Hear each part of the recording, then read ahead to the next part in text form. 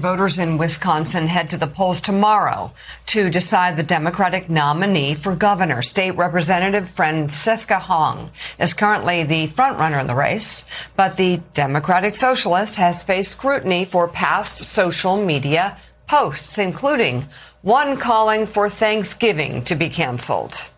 Democratic Congresswoman Alexandria Ocasio-Cortez of New York, who has declined to endorse any candidate in the Wisconsin gubernatorial primary, weighed in on the race yesterday.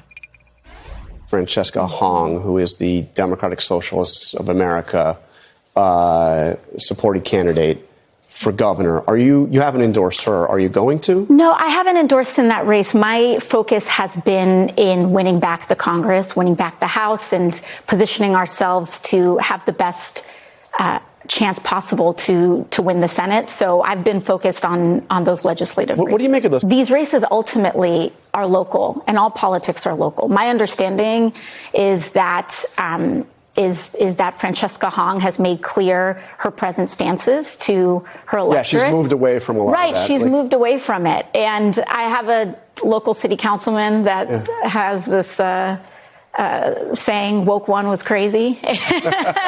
Woke one was crazy. Okay, that's and I think that what's important is that we have to assess what was it? I mean, did the movement go too far?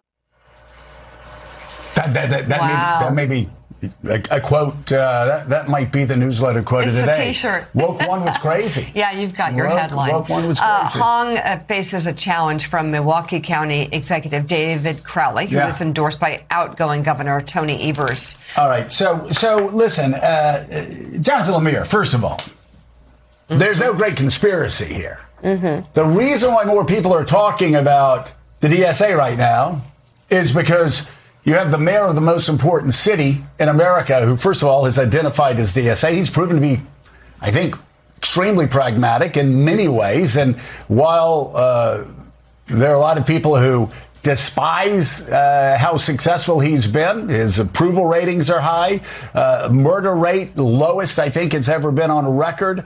The economy, we're going to be reading something from the Financial Times talking about actually how New York City is thriving right now based on just about every metric.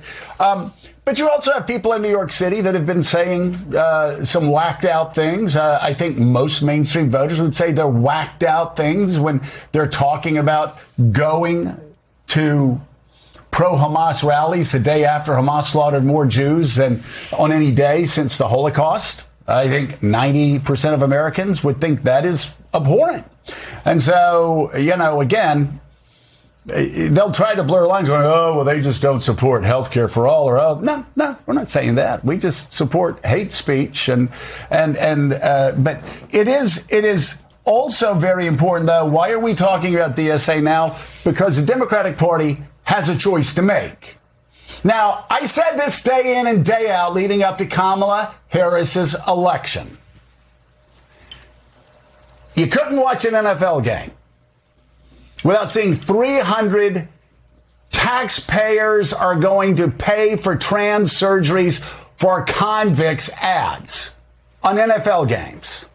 And even though they still pretend, that did not move viewers. I think the Trump campaign spent $30 million on those ads, and it moved working class men, working class white men, working class black men, or it kept them where working they are. Class Hispanic men. It just did. And the Democrats had their head in the sand. So there's nothing wrong with the Democrats supporting economic justice. There's nothing wrong with the Democrats supporting, cutting taxes or getting rid of the Trump taxes and making billionaires pay more in taxes. That's legitimate. That's a legitimate mainstream debate for people to have. Health care for all. Health care is unaffordable. That is something most Americans would agree with. But please, I don't need people telling me, oh, you have to just turn a blind eye to people saying that women getting raped on October 7th didn't matter in the grand scheme of things. No, Americans aren't going to support that. This is not about me. This is about the Democrats, once again, fumbling the football on the 2-yard line when they have a chance to make great gains, but being so woke, I don't know if you want to call it woke 1, woke 2, or woke 3, but being too woke to call out the obvious. I swear to God. It's crazy that we're even having this conversation. If somebody says a woman being raped doesn't matter in the grand scheme of things, it's okay to call that person out and demand that candidates distance themselves from those people. If you want to rule, over a party and win elections. If somebody says going to a rally the day after Hamas slaughters more Jews than any time since the Holocaust, it's okay for Chuck Schumer. It's okay for Hakeem Jeffries to call that despicable and demand that people distance themselves from that. That's okay. So why are we bringing this up now? We're bringing this up now because it seems an awful lot like what was happening in 2024 when Democrats couldn't get out of their own way to win an election they should have won. To extend your metaphor, the Democrats have the ball at the 2-yard line. Now they have to call the right play. And there are ways they could botch this. There's no question there. Getting at the ball at the 2 doesn't mean you're going to score. Seattle Seahawks about a decade ago in a Super Bowl is evidence of that. So this is where Democrats are, and that's why there is such scrutiny. It is understandable why there's such energy on the left, and we've just gone through all the reasons why. There's a lot of energy there. People are tired. People are sick. People think these fundamental issues need to be addressed. But that energy comes with a spotlight. And some questions have to get answered. And that's why we're looking at so many of these races right now as we head into the stretch run of this election year. We talked about Wisconsin. Joining us now live from Madison is MS Now reporter Will McDuffie. Will, good to see you. What are you hearing from voters ahead of tomorrow's closely watched primary because of the candidates involved? Well, I mean, we heard AOC kind of laugh off the idea of woke 1, but that's that's resonating with voters here because Democrats we've met who don't like Francesca Hong are citing things like her tweets to cancel Thanksgiving and abolish the police. And she has said that those are bad takes that she made 5-6 years ago under the stress of being a small business owner and being a student. But mind you, she made those comments when she was either running for the state assembly or was already sworn in. So she was a public figure at the time. And we went to a polling site just west of Milwaukee on Friday and talked to a lot of voters. We were there for a couple hours, and probably 3-1 in terms of Democrats who spoke to us.